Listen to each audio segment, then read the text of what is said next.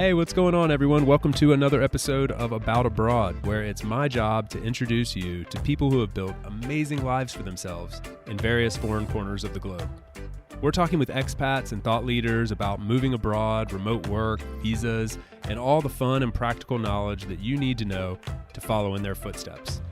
If you've ever dreamed of making a life for yourself overseas, maybe working remotely or embracing long-term travel, retiring or studying abroad, or even just taking a peek inside life beyond your borders, you've landed in the right place.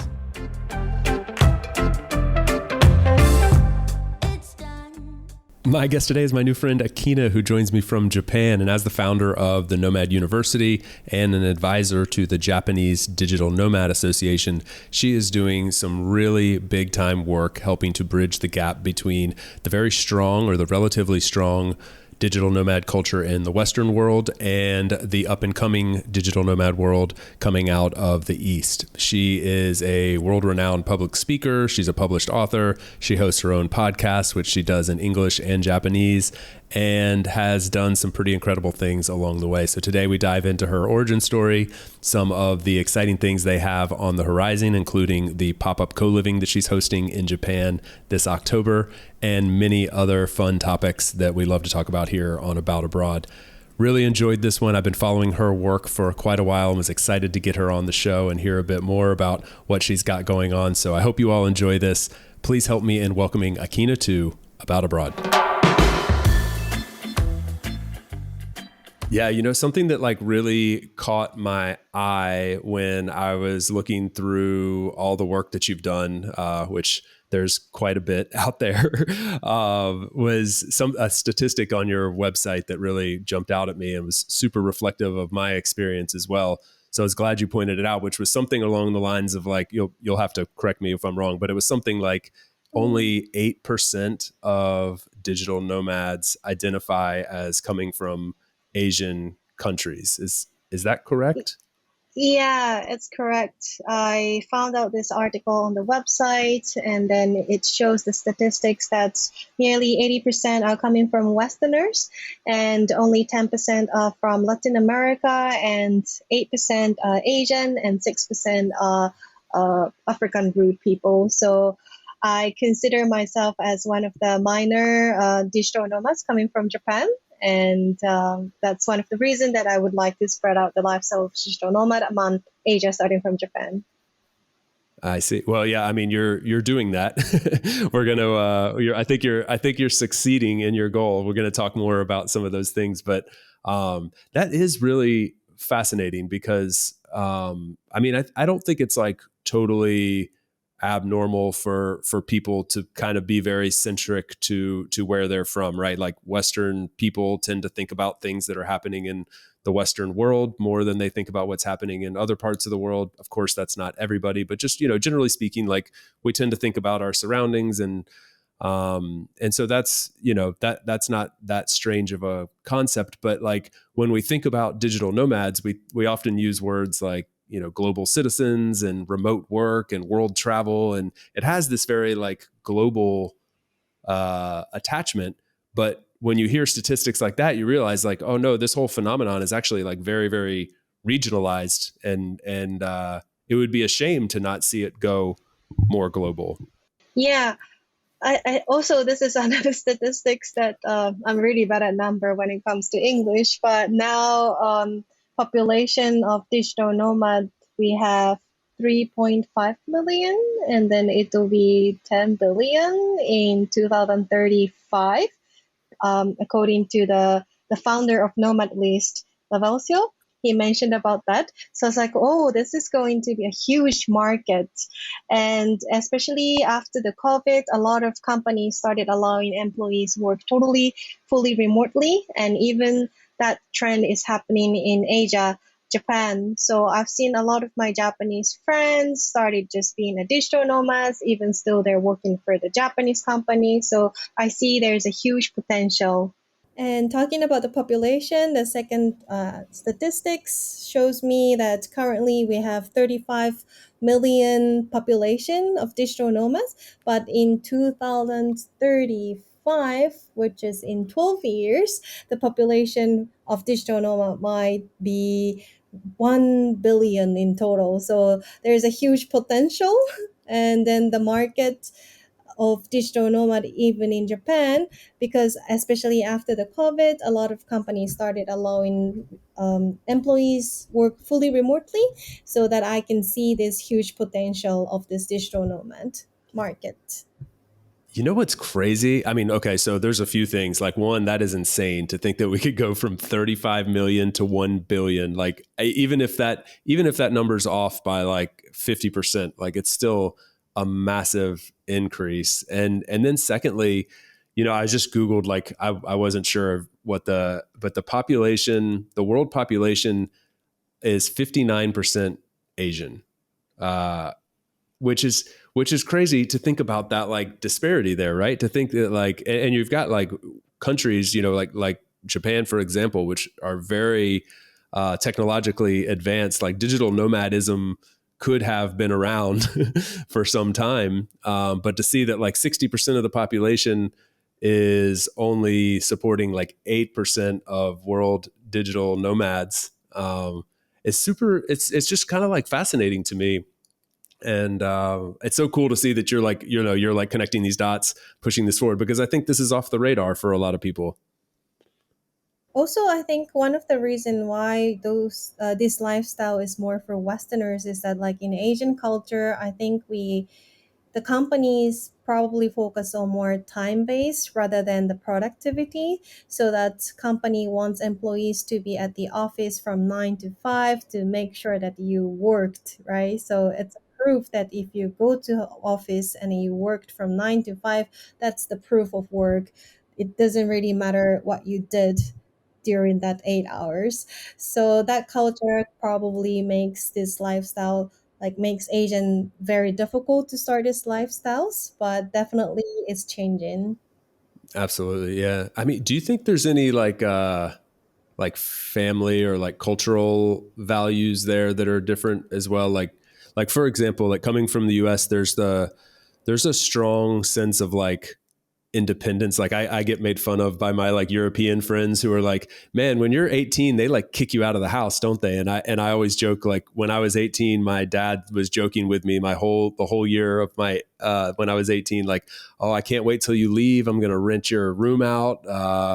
But there is an element of that. It's like get out and figure it out, do it on your own, and get out of the house kind of thing. And so I think that can prompt this mentality that like, okay, I'm gonna go out and see where this takes me. And I don't know. Is there anything to that? Yeah, I think that's definitely also a huge differences between West and East. That like Western people tend to be more individual in a good and bad way, and then Asian tend to be more cooperative with each other. So even though you want to go to bathroom, you probably go with your friends, right? So that's the huge differences. If you want to travel, then you cannot really be super independent to travel alone, especially if you're a female from coming from Asia. So I think that's also a huge differences. Like culture wise, it's a huge difference.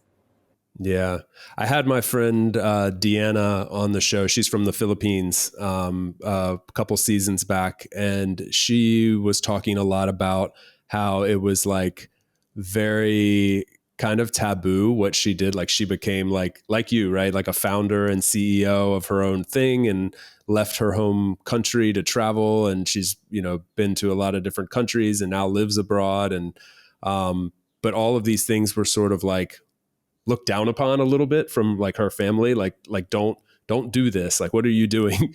Like stay home, be near your family. And so that was like really challenging for her. I don't know if you've felt any of that as well. Yeah, I think like I personally didn't really feel lots of pressure from my family, luckily. But from society, I guess there was definitely this invisible pressure. For example, I graduated from good university and then I went to work for the good company. So people expect you to work for that good company for the rest of your life, and then you have your own family and then raise your kids and then buy a house and buy a car and then have a happily ever, that's the main life that Asian parents want you, or Asian society want you to. So when I decided to leave the company and then started this journey of digital nomad, a lot of my friends back then told me such a waste. I was like, so confused, like what is waste, like I have created a social credibility, and then for friends, maybe they thought I'm just going to give up all these credibilities that I have created for the past 20 something years and then just like started wandering around the world and pretty much, being homeless and then being jobless. And then my friends are like, wait, are you sure? Like, what are you going to do? Like, how are you going to make money? And then, like, how are you going to eat?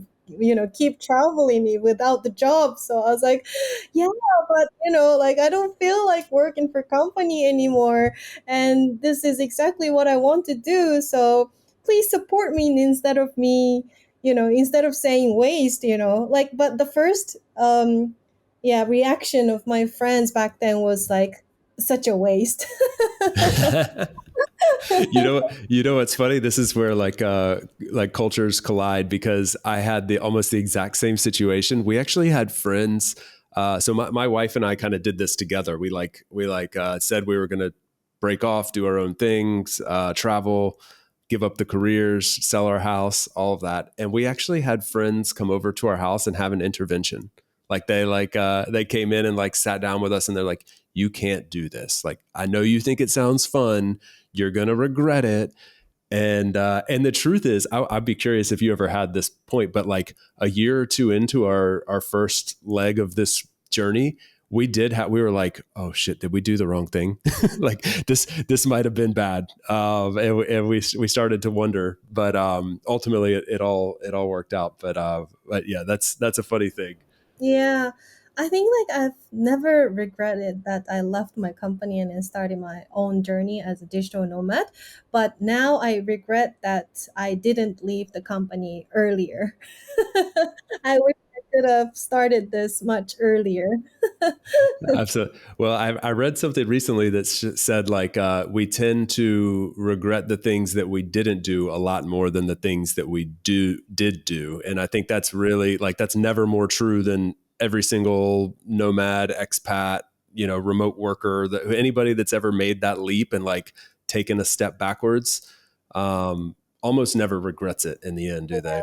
Yeah, I never regret it. The only thing I wish I could tell myself early 20s was like just buy houses, buy properties, and then just leave the company and then just start your own journey. So Yeah.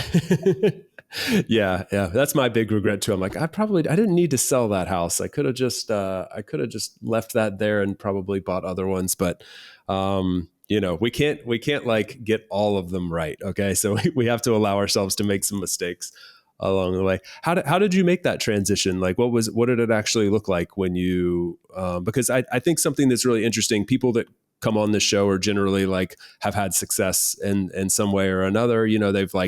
They've conquered this digital nomad thing or become like a world renowned expat. They've done something of note that's worth sharing with other people. But there's a starting point to that journey that's not always told. So I'm just curious, like you did leave the company, you did leave the security. Like, what did that transition look like? yeah, I think everybody has the first step, right? Like after doing this for past like 3 years or almost 4 years for myself, like I was pretty much like successful to brand myself as a digital nomad. So a lot of people already like admire me as a digital nomad. So they don't really ask me about like what was the first step. But actually my first step was like transition was pretty unique, I would say.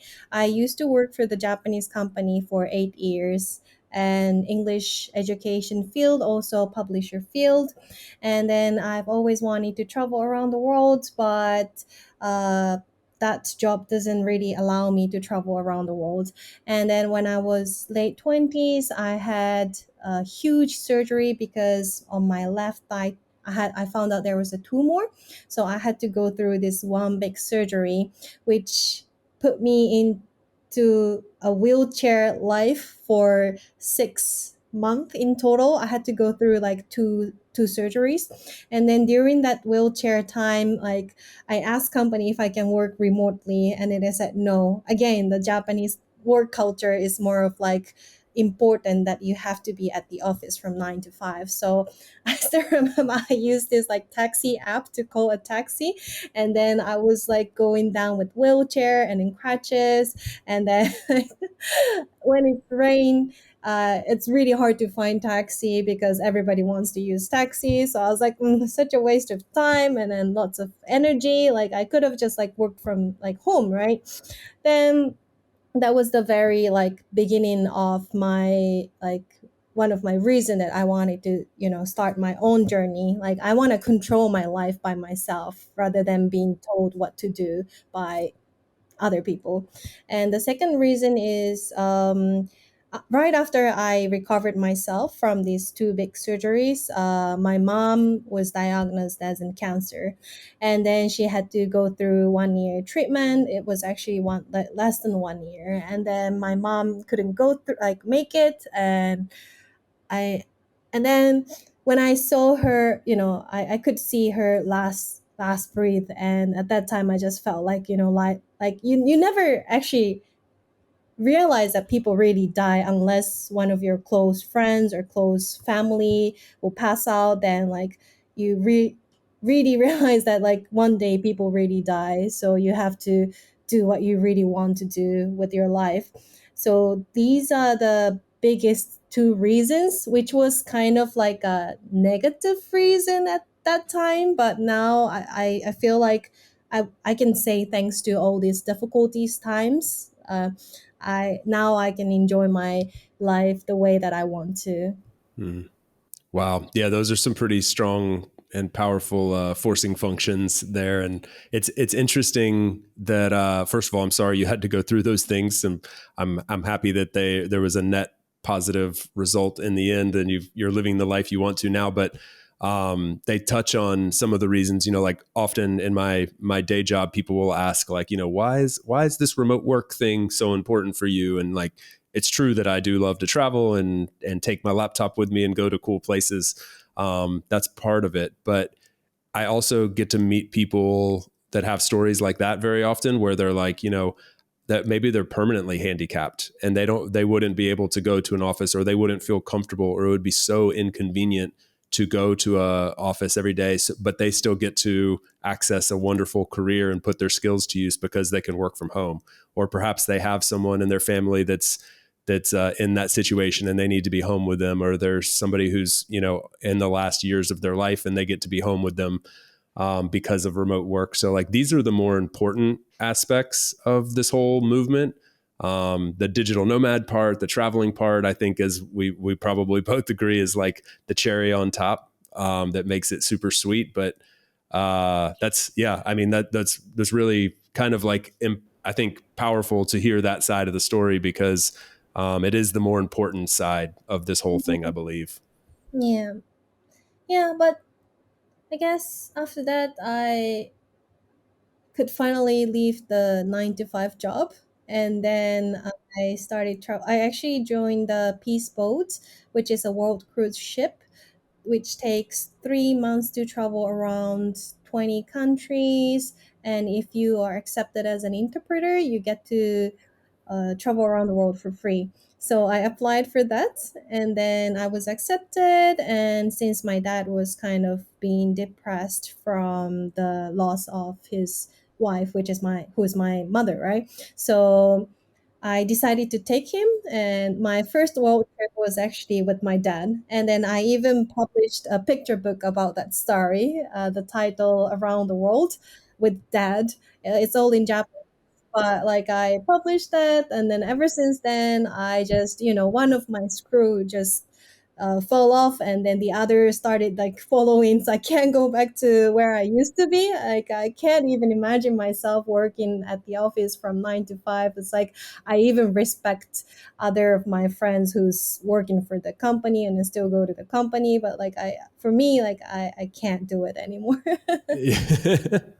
Around the World with Dad. That's awesome. So you actually published the book, and I saw like it hit top 5 on Amazon in multiple categories and stuff. I mean, I obviously can't read it; it's in Japanese, but but that's so cool.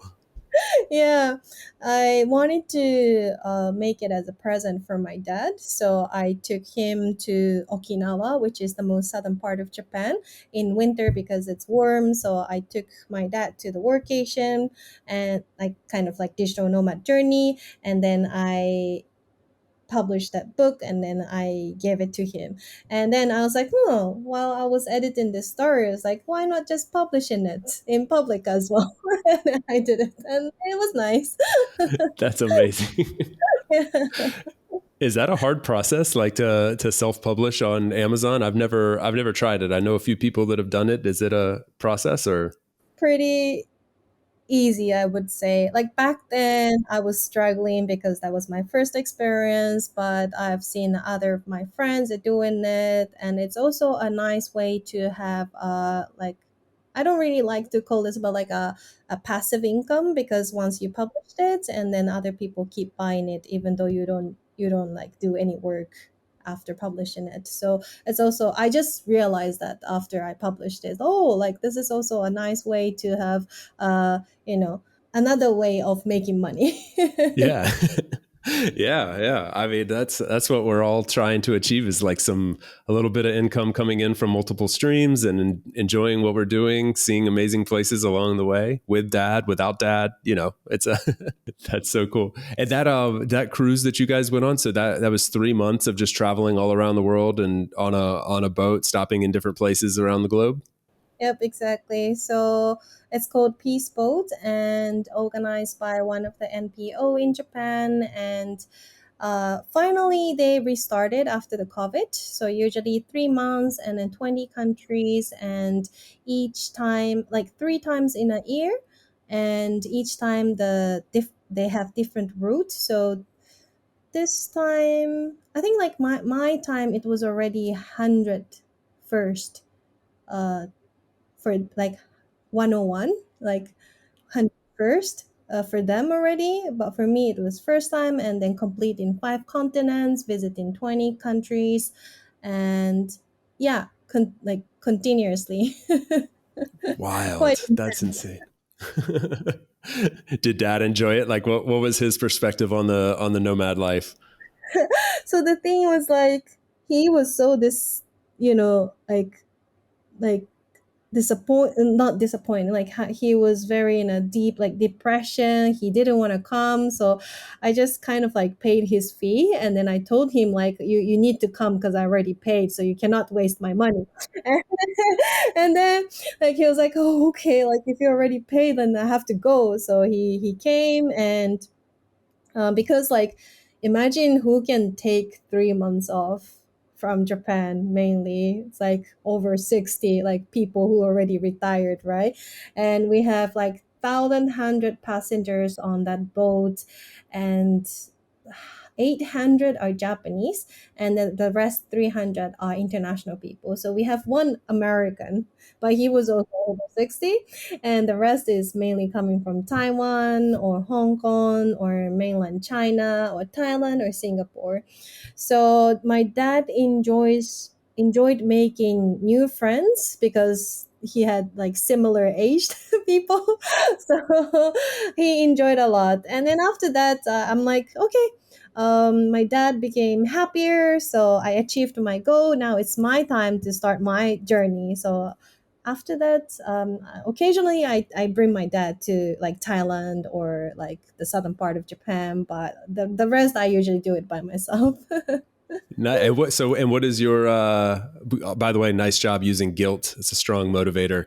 I already paid your fee. You got to come. Don't leave me hanging. Um, the and what is your kind of like itinerary look like now, or your like normal schedule for travel? Are you on the go all the time, or you have a home base in Japan? Like what's the norm? So this is my third world trip, and usually I just buy one-way ticket and I keep heading to the west starting from Japan till I hit Japan again.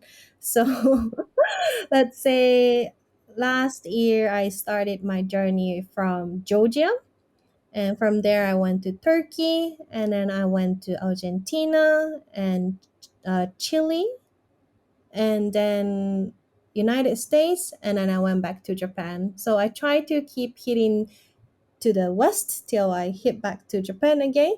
But this year, starting from Thailand, I went to South Africa and Europe, Gran Canaria, Madeira, Portugal, and I wanted to join the Nomad Cruise.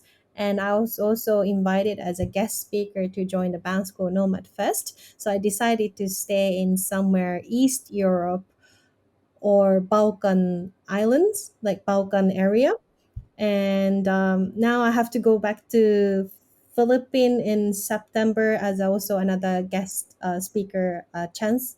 And then I'm gonna hold my own pop-up coliving program in this October in Fukuoka, Japan. So kind of like I have to head back to East. You got to break your own rule and head east before continuing west. Yeah. I wanted to actually go to Colombia and Mexico and then from there fly back to Japan. But instead, I decided to stay in East Europe and Balkan and Europe. Yeah. Yeah, it was in. It's when you were in Madeira that our mutual friend, shout out to Gonzalo Hall for connecting us and putting you in touch with me, because I'm happy that he did, because I've been following your journey since then, and you keep a very busy travel schedule, which is fun to watch from a distance. Yeah, but I guess like I call myself like full-time digital nomads, but now I see the point of having home base because it's quite tiring, exhausting, and I see this is not really sustainable if I keep traveling.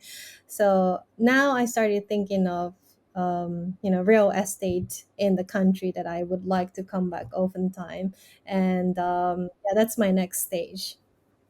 Where is that? Do you mind me asking? Well, I definitely see myself coming back to Thailand a lot, especially I'm from Japan. But I also want to have home base in Europe and Latin America. And Latin America, I think I really enjoyed Argentina.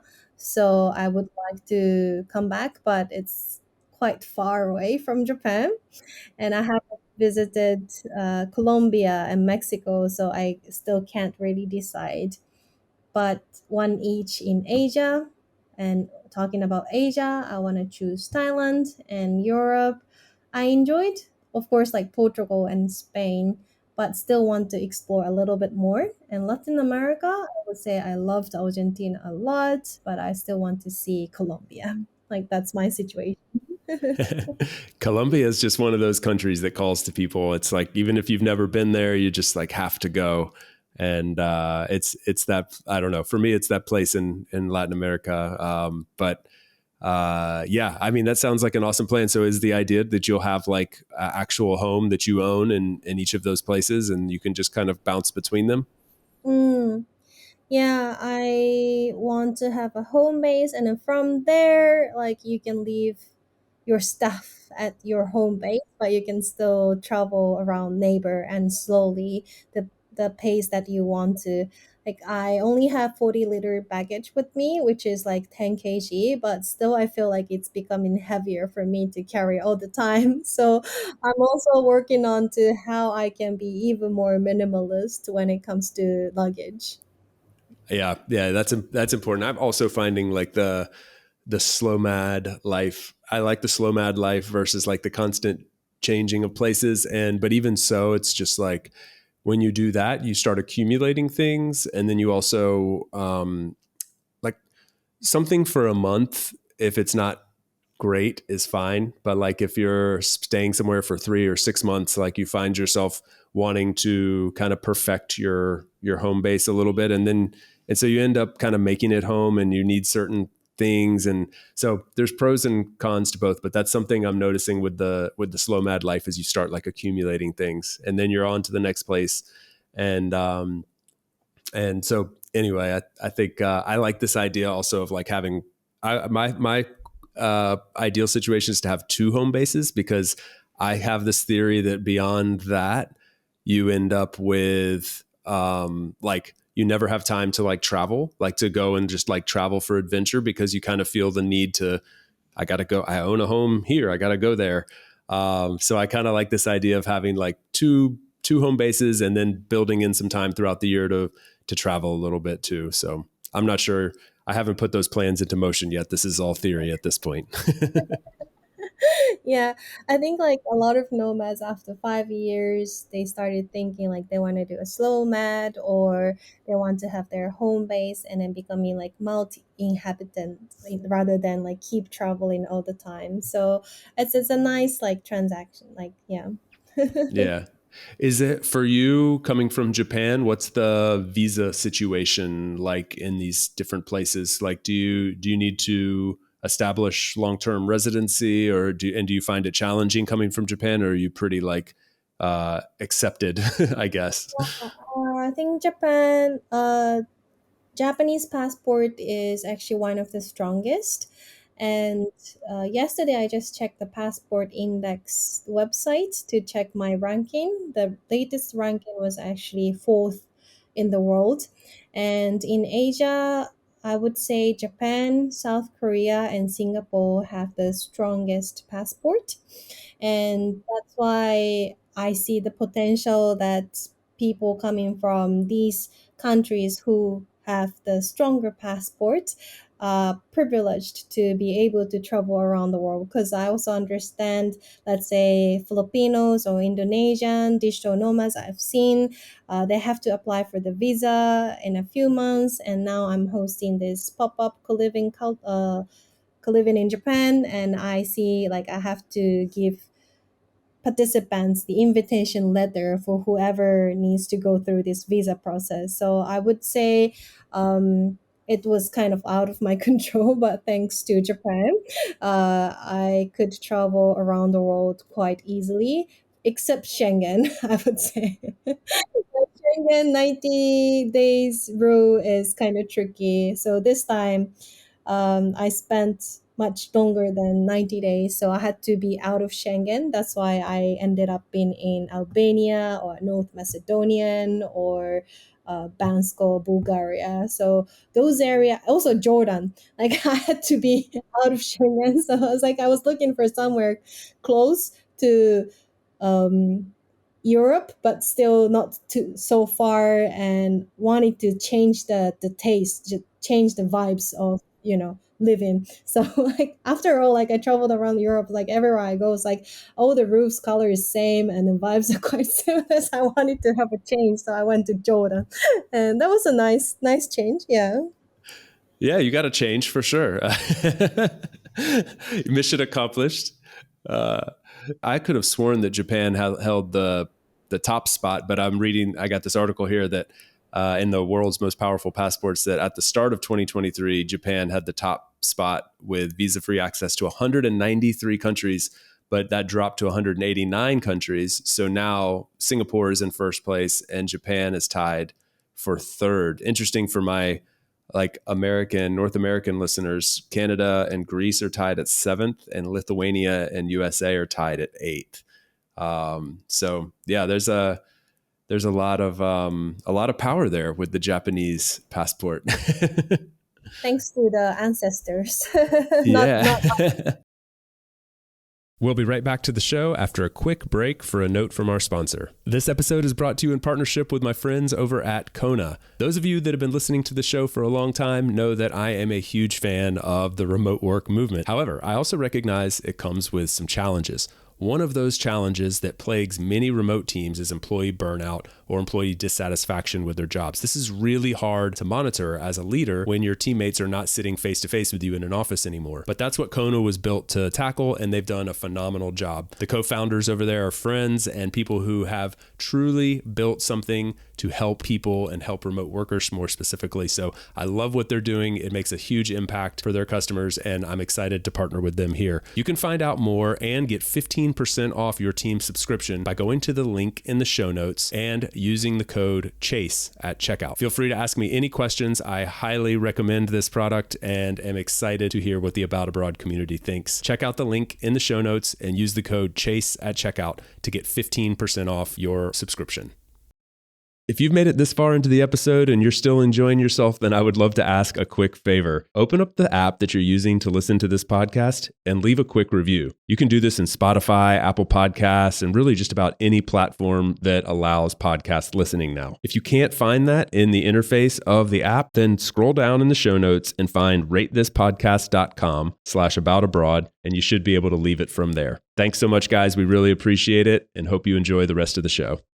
So you mentioned this pop-up co-living. I'm super curious to hear more about this. I know very little because I purposefully was like, I'm not going to dig into this until I get a chance to talk to you. So I'm curious. Tell me a bit more about what you've got going on with this. Yeah, so first, moving on to that pop-up co-living, I probably want to explain about the Japanese digital nomad market or trend right now. So in 2021, I think only 21 countries issued the digital nomad visa, but within 2 years, especially because of the COVID, in 2023, which is this year, 55 countries issued digital nomad visa, including Malaysia, and Korea is about to issue it. So Japan, especially within this 1 year after this Russian and Ukrainian war, Japanese yen is becoming very weak against dollars or euro, which is good chance to have more inbounds, bringing more digital nomads, attracting nomads. So Japan is about to also issue digital nomad visa this year. That's what the official government cabinet also made an announcement. So in order to attract more digital nomads, what do we need is that government put that sentence that we would like to accept more digital nomads. And then after that sentence, the government started allocating the subsidiaries to the countryside or big cities who wants to try to attract more nomads. So one of the city was Fukuoka, which is actually known for the most livable city in Japan for the past 3 years in a row, and also known for the best startup city in Japan for the past 4 years in a row.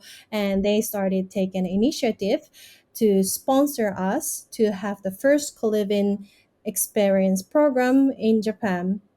So, having said that, me and then another business partner started making the content. He's more in charge of making local content, and I'm in charge of promoting to international digital nomads. Whoever said Japan has been always number one country to visit as a nomad. So I've been reaching out to them and then trying to have up to 30 people, but now we have more than 40 people applied. Actually, today I just checked, another 4 people just applied, so like 40, like 5-ish people applied.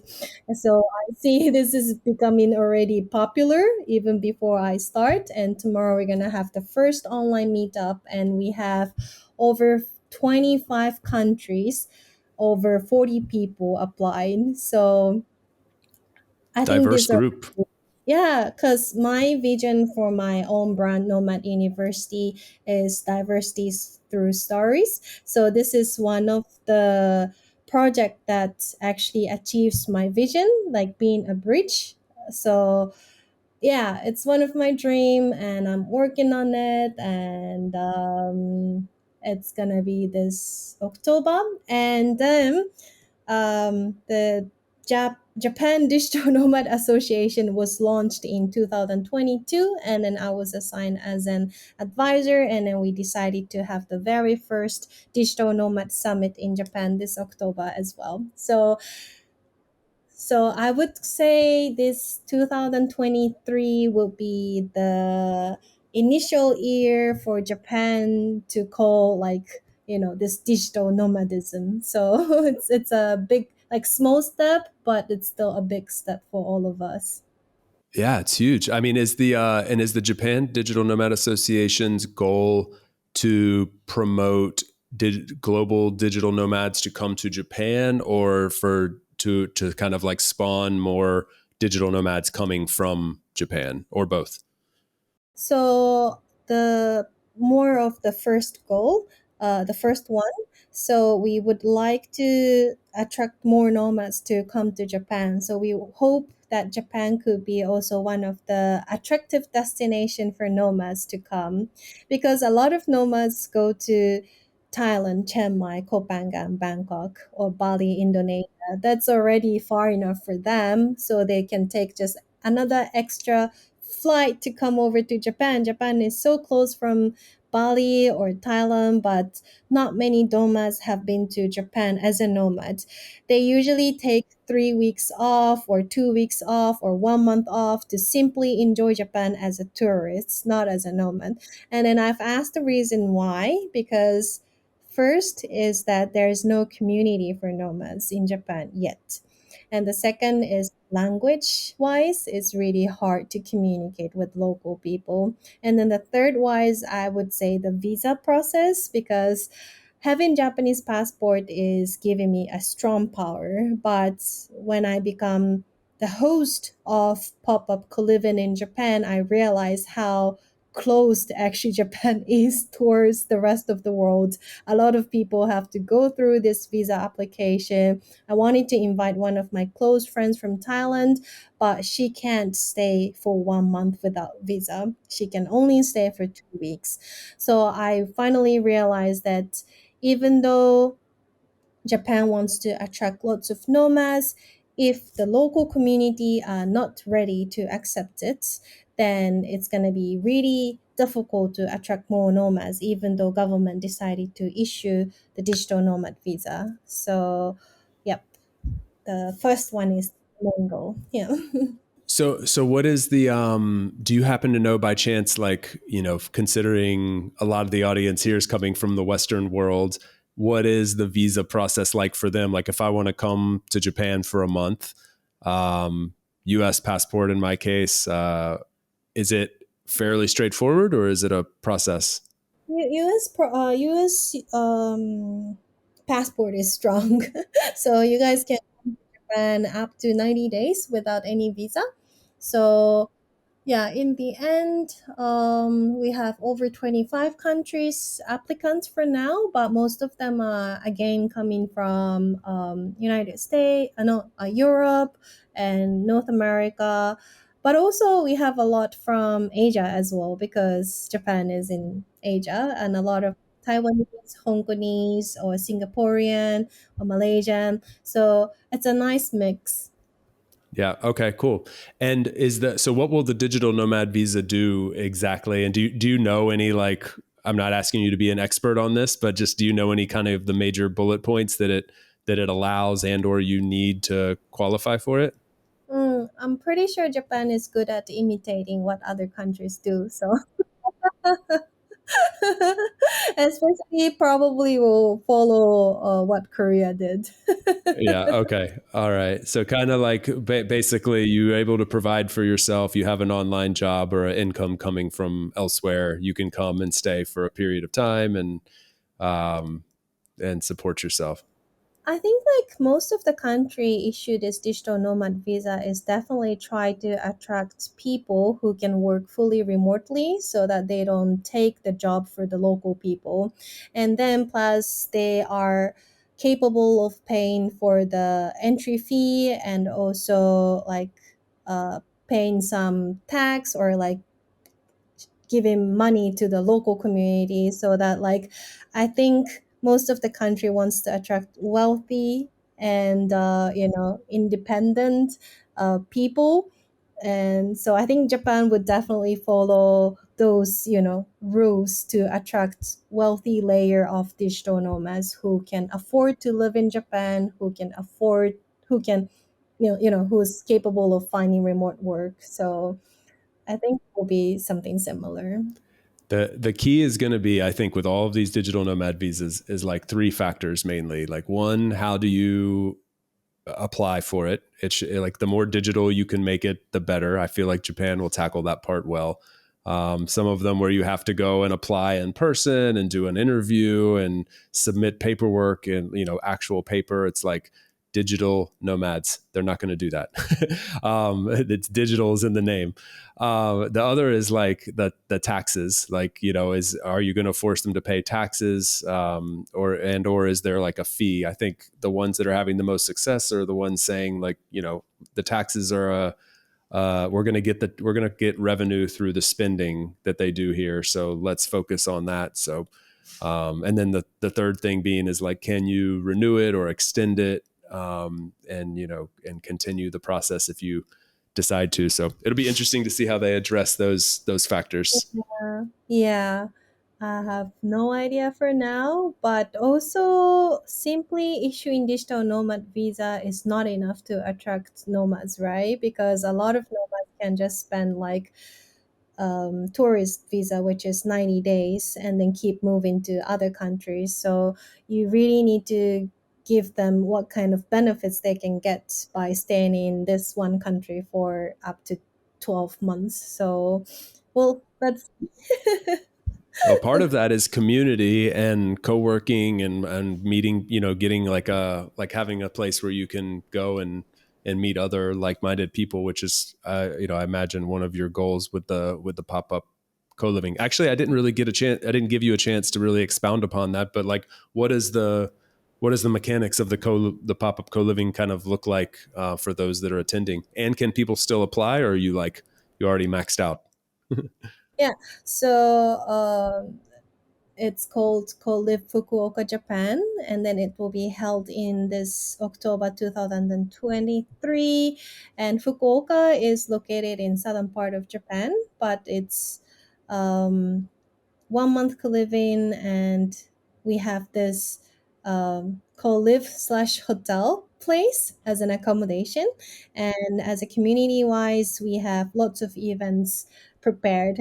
As you know, like Japanese love to do this warm hospitality, so some participants might feel like it's too much, but we have so many local activities such as sake, the Japanese sake like brewery excursion, a day trip, and we also have an island festival that we can probably stay over a night in an island and then having like stargazing together. But also we have like a co-working pass, which allows participants to try out 10 co-working spaces, which has community. And then we try to make connection between VC and startup who wants to start their own business. Because again, if nomads want to stay longer in Japan, definitely like they need to like open a company in Japan, or they need to find a reason to stay in Japan. If they have business in Japan, then they definitely want to stay longer, right? There's actually one American who decided to stay in Fukuoka before this co-living. He just canceled one-way ticket to go back to Seattle. He decided to stay in Fukuoka because he wants to connect the VC and startup between Seattle and Japan. And Fukuoka already proves that it's a nice place for him to stay longer. So that's a good example. So we're trying to increase those people by holding this 1 month co-living in Fukuoka. Amazing. How long does it last for? It's 1 month, you said? Yeah, it's 1 month, so it starts from 1st of October and then ends in on 31st of October by having a Halloween party in Japan, like Japanese way. And then for the yeah, for the applications, you can search it by typing colivfukuoka.com, and there's a Discord community and leads you to join the Nomad University's Discord community, which I launched this June, and within 2 months now we have more than 160 nomads joined. Didn't expect it. I wanted to make it super closed because I just wanted to invite my friends and then starting something small, but it didn't expect it expands so rapidly. And that already proves that a lot of nomads want to come to Japan, but definitely Japan doesn't have a lot of information to offer in English yet. So I think this is a very good start. And then you can still apply, and early bird was already finished, but we still have like a friends referral discount And all the details are in the Nomad University's Discord. So maybe I will share the link with you. You can paste it on the description as well. Yeah. Go ahead and mention that link, and it'll be in the show notes as well. This link is kind of complicated, so Okay. We'll just yeah, place it in the show notes. yeah.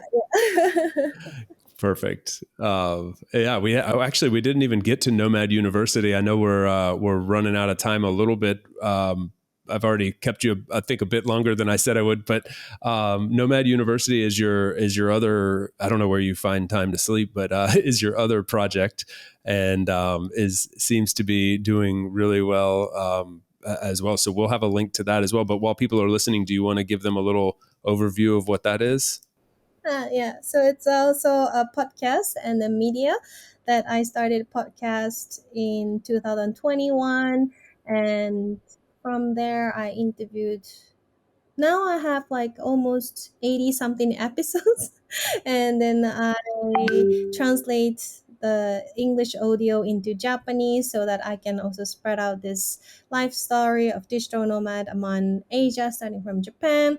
And thanks to that podcast, that gave me a chance to be a guest speaker for nomads related event as a representative of Japan. So starting from Bansko Nomad Fest, and in September I'm going to Philippines to do keynote speaking. So that's pretty much it. So if you visit nomaduniversity.world, you will get to also listen to the podcast and learn about the lifestyle of digital nomad. I love it. The transcribing from English to Japanese must be a great. I'm happy that you took that step, because you mentioned earlier that you want to be a bridge. Like, part of your purpose is to bridge this gap, and so that's a huge step to take. But it serves that purpose very strongly, I think, and bringing everybody together and sharing it in both languages. So, having worked in that world a little bit, and bringing something from one language to multiple languages, it's not easy, and takes a lot of effort, but very cool that you're doing that. Yeah, but now we have ChatGPT, so it's so much easier Yeah. than before. Yeah, it's come a long way. Well, this has been really fun, Akina, and I appreciate everything that you shared and everything you're doing. I've loved following your journey from a distance, and so super cool to meet you and hear more about what you've got going on. Did we miss anything, or anything else you want to mention for the audience before we sign off? And of course, I also want to give you one last chance to mention any links or social media handles, anything that you'd like for people to use to find and connect with you. We'll place them in the show notes as well. No, I think I covered everything. All I wanted to share is nomaduniversity.world, and from there they can also have an access to the Colive Fukuoka. So yeah, I think that's it. Yeah. Okay. All right. Great. Well, thank you again. Keep doing everything that you're doing. It's a lot of fun to watch, and it seems to be going extremely well. So I look forward to watching that 8% come 18% and 25%, and continuing to expand across the world. It's awesome. Thank you again. Good to see you, and I hope to meet you in person somewhere around the world before too long.